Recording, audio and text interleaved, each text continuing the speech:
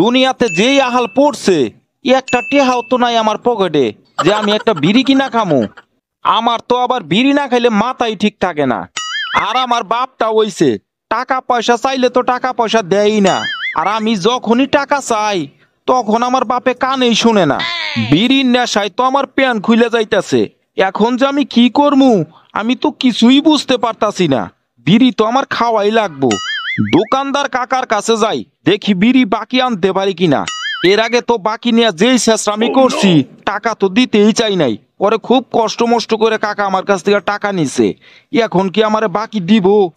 বাকি না দিয়া যদি অপমান করে, আর অপমান করলেই কি, নেশার কাছে অপমান কিছুই না। আর দোকানদার কাকার কাছে যাই, এত তেল মাইরা কথাবার্তা বলমু যাতে কাকা আমার কথা শুই না মুগ্ধ হইয়া যাতে আমারে বিড়ি বাকি দেয়। বিড়ির নেশায় তো আমার মাথায় কোনো কাজই করতেছে না। তাড়াতাড়ি কাকার দোকানে যাই। কাকার দোকানে তো চলেই আসলাম। খুব ভালো ব্যবহার করতে হবে। প্রথমে সালাম দিয়েই শুরু করি। দোকানদার কাকা, আসসালামু আলাইকুম, আপনি ভালো আছেন? এই রে, কাম সারছে। এইটা না সেই শেষরা পোলাটা, বাকি নিয়ে তো বাকির টাকা দিতেই চায় না। আর ওর কথাবার্তায় তো আমার ভালো ঠেকতেছে না। আজকেও মনে হয় বাকি নেওয়ার জন্যই আইছে। সেদিন তুমি যা করছো তো করছোই, বাকির টাকা দিছো 2 বছর পরে। দাঁড়াও, আজকে তুমি খালি বাকি চাও, বাকি তো তোমার দিমুই। ওয়ালাইকুম আসসালাম। তা বাবা, তুমি হঠাৎ আমার দোকানে? আবার কিন্তু বাকি টাকি চাইও না।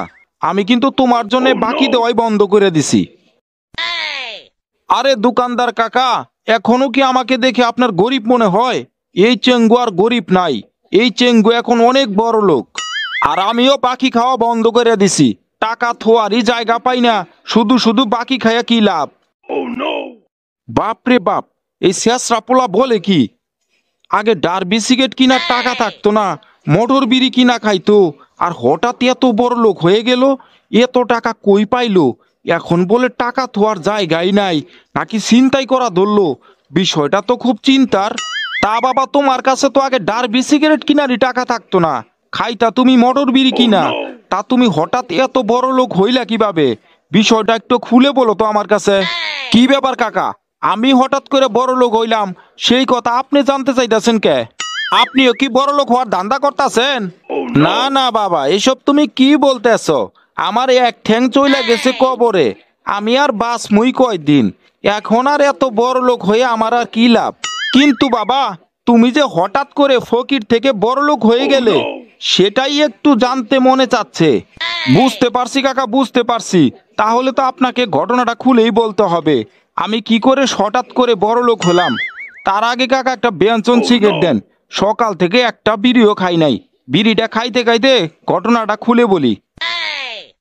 তুমি না বলে বিড়ি খাইতে খাইতে তুমি কিভাবে বড় লোক হইছ সেই কথা বলে খুইলা বলবা। তা তোমার তো টোটালি বিড়ি খাওয়া শেষ হয়ে গেল, সেই কথা তো কইলা না।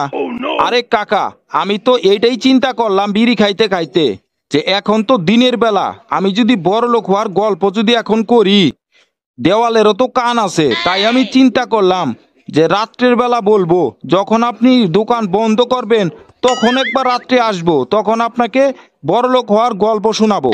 হ চেঙ্গু হ, তুমি তো কথাগুলো মন্দ বলো নাই, তুমি তো কথাগুলো ঠিকই বলছো। কথাগুলো তো রাত্রে শুনলেই ভালো হয়। আমিও দোকান টোকান বন্ধ কইরা আমিও তো ফ্রি হমু, তখনই কথাগুলো শুনলাম তোমার বড়লোক হওয়ার গল্প।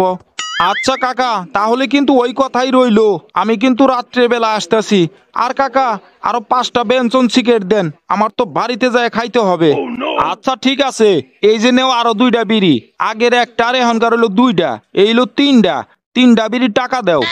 আরে কাকা, আপনি তো কয়দিন পরে বড় লোক হয়ে যাবেন, এখন এই ছুটকা ছাটকি টাকার ধান্দা করেন। আর আমি তো রাত্রেবেলা আসতেই আছি, তখনই আইসা দিয়া যামনি। হাই হাই হাই হাই রে, এইরকম চেষ্টা পোলা তো আমি জীবনেও দেখি নাই। আজকেও আমার টুপি পরাইয়া কতগুলা সিগারেট বাকি নিয়ে গেল। আমার তো সেই লেভেলের খুশি লাগতাছে, আজকেও আমি দোকানদার কাকারে টুপি পরাইয়া কতগুলা বিড়ি বাকি নিয়ে এলাম। এখন তো আমি বিড়ি খামু উড়া দুরা। ও বললে বললে